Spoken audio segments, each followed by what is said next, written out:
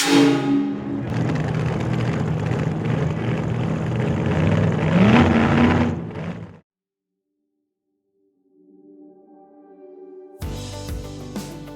OEM Tools 6-point axle nut socket set is used for removing and installing axle nuts. This set includes a variety of common sizes for application flexibility.